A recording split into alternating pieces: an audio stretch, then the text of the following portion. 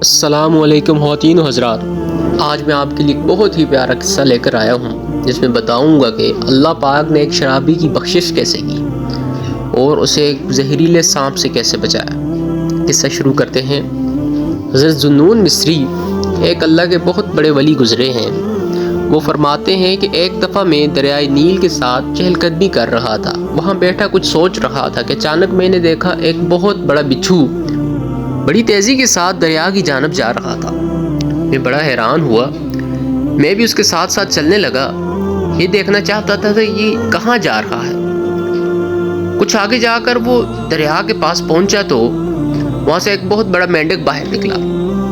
وہ بچھو اس مینڈک کی پیٹھ پر سوار ہو گیا۔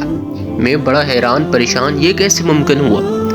ایک ہو نہ ہو کوئی اللہ کا معجزہ ہے۔ میں ان کو دیکھتے دیکھتے ان کے ساتھ ہی چلنے لگا۔ وہ دریا پار کر رہے تھے، میں بھی دریا کے کنارے کنارے ان کو دیکھتے ہوئے ساتھ چل رہا تھا کہ انہوں نے دریا پار کر لیا۔ وہ بچھو مینڈک کی پیٹھ سے اترا اور آگے چلنے لگا۔ تھوڑا دور جا کر میں کیا دیکھتا ہوں کہ ایک شخص درخت کے نیچے بے ہوش پڑا ہے اور اس کے اوپر ایک سانپ بیٹھا ہوا ہے اور وہ ابھی اس کو ڈسنے والا تھا کہ بچھو دوڑتا ہوا آیا اور اس نے اس سانپ کو مار دیا۔ یہ سارا قصہ دیکھ کر میں بڑا حیران و پریشان ہوا۔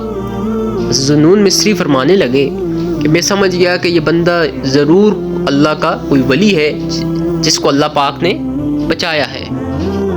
ذوالنون مصری اس شخص کے پاس گئے، شخص کے پاس بیٹھے، لیکن جب وہ بیٹھے تو اس شخص کے پاس سے بہت زیادہ شراب کی بو آئی۔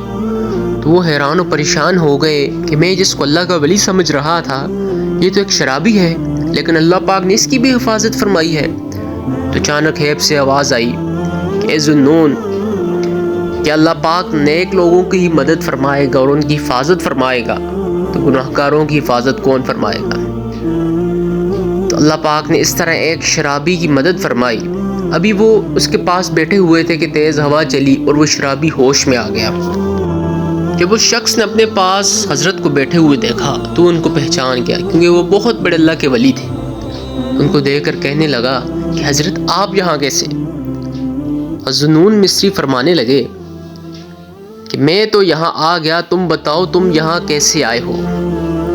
تو اس شخص نے جب اپنے پاس ایک سانپ کو مرے ہوئے پایا تو وہ اور پریشان ہوا۔ تو حضرت نے پھر انہیں سارا قصہ، سارا واقعہ سنایا۔